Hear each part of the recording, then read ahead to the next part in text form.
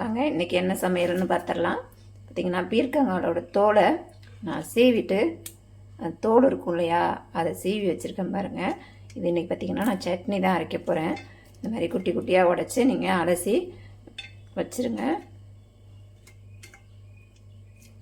இது எப்படி துவையெல்லாம் அரைக்கலாம், சட்னி அரைக்கலாம். நான் இன்றைக்கி பார்த்திங்கன்னா சட்னியாக தான் அரைக்க போகிறேன். நம்ம தண்ணி ஊற்றினா சட்னி, திக்காக வச்சா துவையல், அவ்வளோதாங்க. இதுக்கு பார்த்திங்கன்னா இன்றைக்கி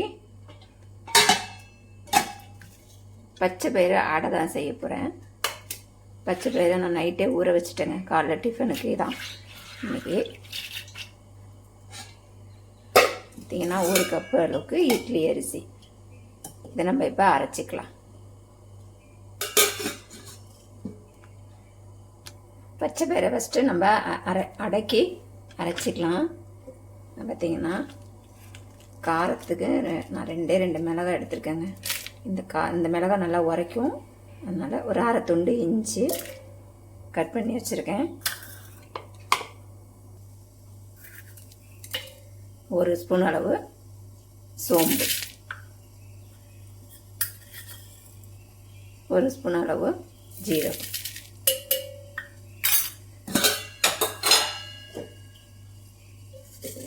நான் இட்லி அரிசி தாங்க ஊற வச்சுருக்கேன். இதையும் இது கூட சேர்த்துக்கலாம்.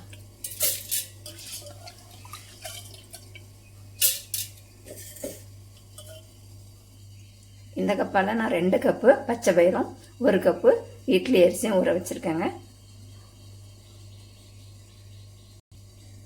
நைட்டு செய்கிறதா இருந்தால் காலைல ஊற வைங்க, காலைல செய்கிறதா இருந்தால் நைட்டு ஊற வச்சு அரைச்சிக்கலாம்.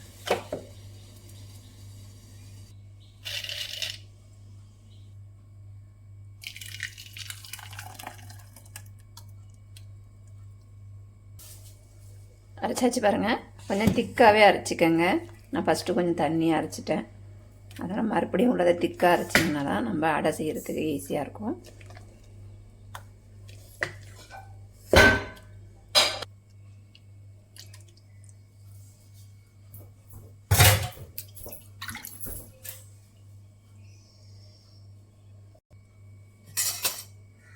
பெருங்காயத்தூள் சேர்த்துக்கலாம்,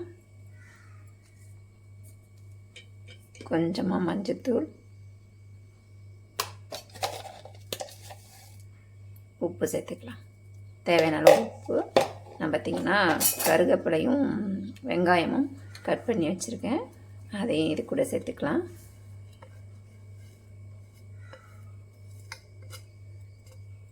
தினமும் ஒரே மாதிரி இட்லி தோசைன்னு செய்யாமல் இந்த மாதிரியும் செஞ்சு கொடுங்க, ஹெல்த்தியாகவும் இருக்கும் பசங்களுக்கு.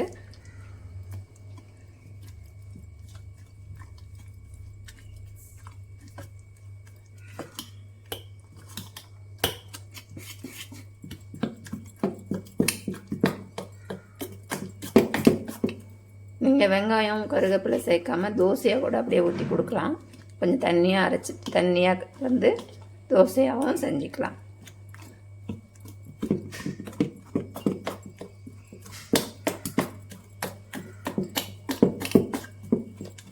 இதுக்கு தேங்காய் சட்னி நல்லாயிருக்குங்க. நான் இன்றைக்கி பார்த்திங்கன்னா அந்த பீர்க்கங்காய் தோல் வீணாக போயிடும், அதனால தான் நான் அதை அரைக்க போகிறேன். தேங்காய் சட்னி வச்சு சாப்பிடும்போது நல்லாயிருக்கும். அதுவும் இல்லாமல் நேற்றும் தேங்காய் சட்னி, அதனால் வேண்டாம், இன்றைக்கி பீர்க்கங்காய் சட்னி அரைச்சிடலாம் அப்படின்னு சொல்லிட்டு ரெடி பண்ணிட்டேன். கொஞ்சம் திக்காக தான் இருக்குது, இன்னும் கொஞ்சம் தண்ணி கலந்துக்கலாம்.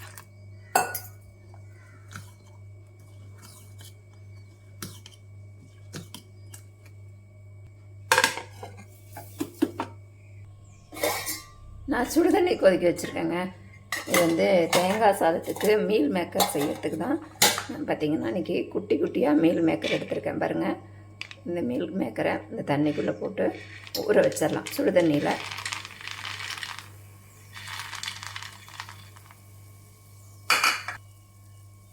கொஞ்சமாக உப்பு சேர்த்துக்கலாம்.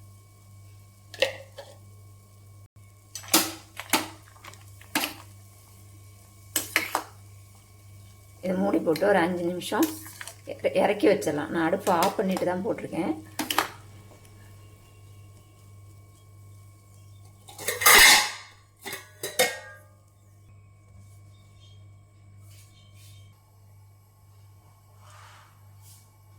பீர்க்கங்காய் வதக்க எண்ணெய் ஊற்றிக்கலாம்.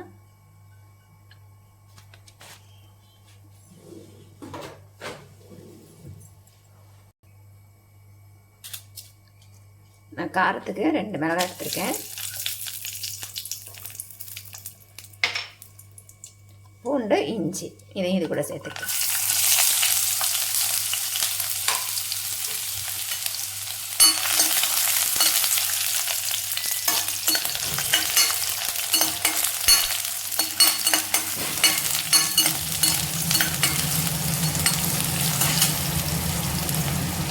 கூட பார்த்திங்கன்னா உளுந்து 2 ஸ்பூன் அளவுக்கு நான் உளுந்து சேர்த்துருக்கேன். அதையும் இது கூட வறுத்துக்கலாம். தேங்காய் உடச்சி வச்சுருக்கேன் பாரு.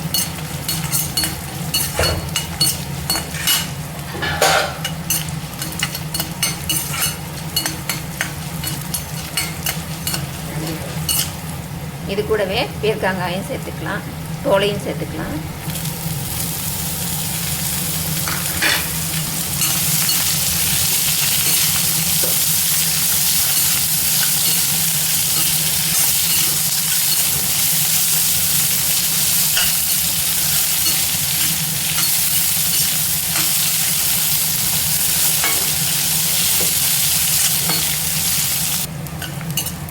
பாருங்க நல்லா வதங்கிருச்சு.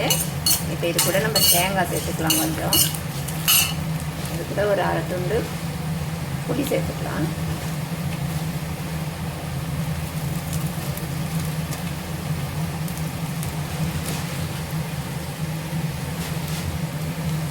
இதை நல்லா கிளறி விட்டு ஆற வச்சு உப்பு போட்டு அரைச்சிக்கலாங்க. அவ்வளோதான்.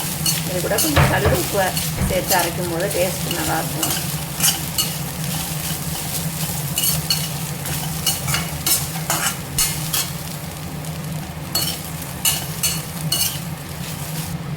நல்லா வதங்கிருச்சு.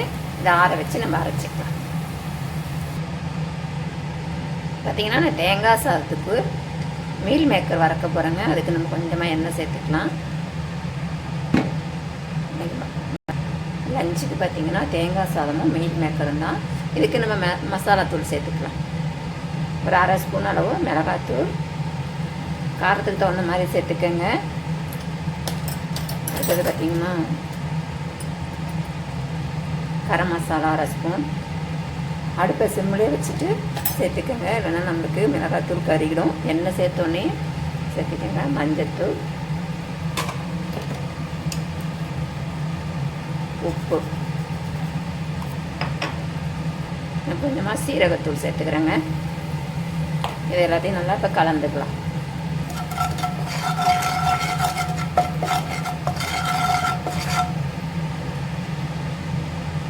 நான் சுடுதண்ணியில் போட்டு எடுத்தேன் இல்லையா, அதை நல்லா 2 வாட்டி நல்லா கழுவிட்டு நல்லா புழிஞ்சு எடுத்துக்கோங்க. இது கூட இது சேர்த்துக்கு.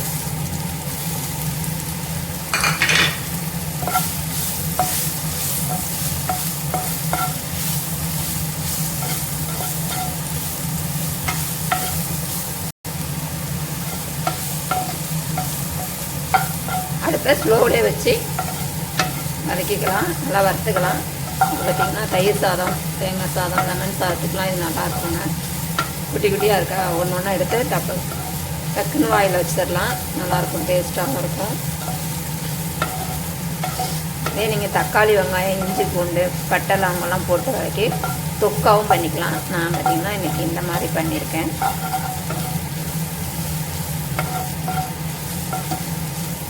நீங்கள் உப்பு காரம்லாம் இதை செக் பண்ணிக்கலாம்.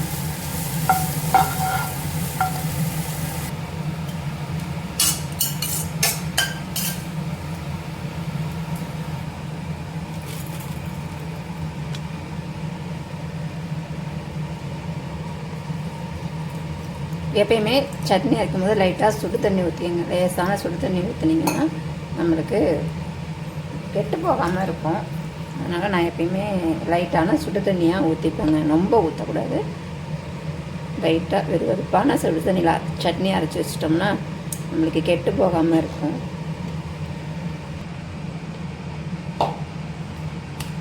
அரைச்சிட்டு பாருங்கள், எவ்வளோ அருமையாக இருக்குது, சூப்பராக இருக்குது பாருங்கள். கலரும் நல்லாயிருக்கு, அதேமாரி டேஸ்ட்டும் நல்லா இருக்குங்க.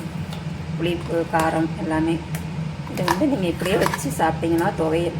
இதில் கொஞ்சமாக தண்ணி ஊற்றி கலந்தோம்னா சட்னி.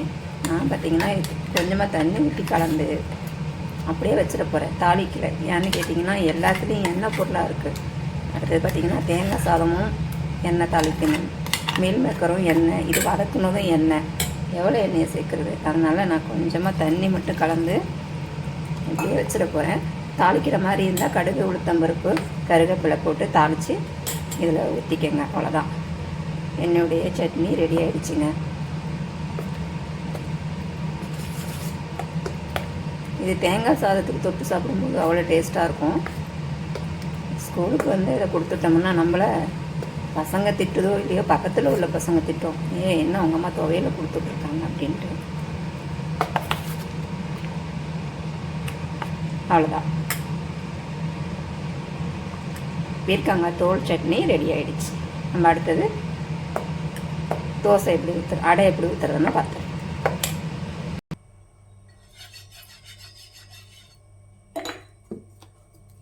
நம்ம அரைச்சி வச்சிருந்ததுல பச்சை பயிறு அதை இதில் ஊற்றிக்கலாம். பாருங்கள், நீங்கள் சின்னதாக வேணால் ஊற்றிக்கோங்க, பெருசாக வேணாலும் ஊற்றிக்கலாம்.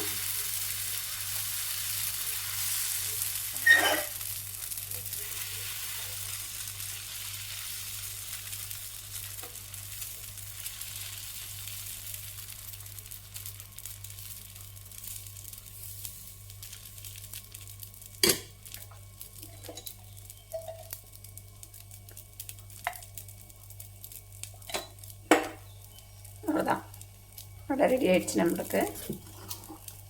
கொஞ்சம் தண்ணியாக திக்காக இருக்குது, கொஞ்சம் தண்ணி ஊற்றிக்கலாம்.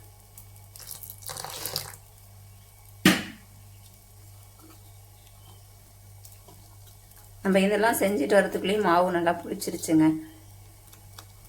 அரைச்சி வச்சுட்டு நம்ம எல்லா வேலையும் பார்த்தோம்னா இது கரெக்டாக இருக்கும்.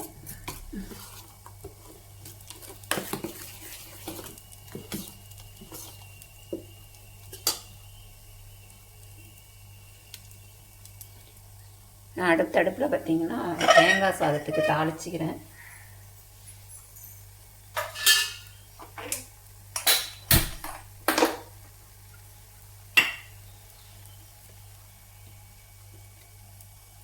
மீல் மேக்கரும் நல்லா 5 நிமிஷத்தில் நல்லா சிம்லேயே வச்சு இந்த மாதிரி பரட்டி எடுத்தோம்னா மீல் மேக்கரும் ரெடி ஆகிடும்.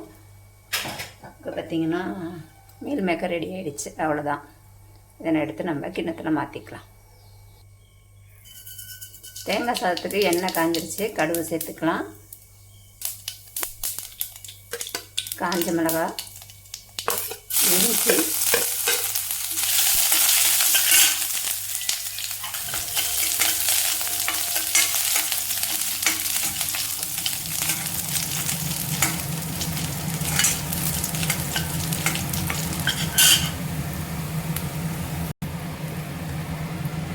முந்திரி, கருவேப்பிலை இது கூட சேர்த்துக்கலாம்.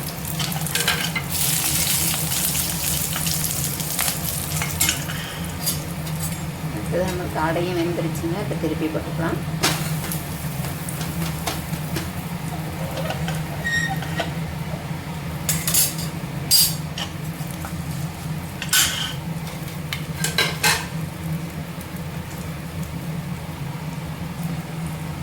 தேங்காய் பூ சேர்த்துக்கலாம்.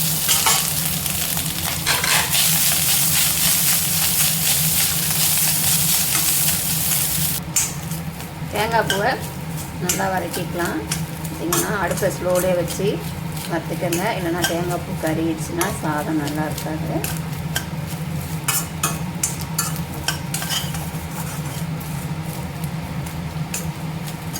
தேங்காயோட ஈரப்பதம்லாம் நல்லா போயிடுச்சுங்க. இப்போ நம்ம வடித்து ஆற வச்சு சாதத்தை இது கூட சேர்த்துக்கலாம். இது பார்த்திங்கன்னா உப்பு சேர்த்துப்போம்.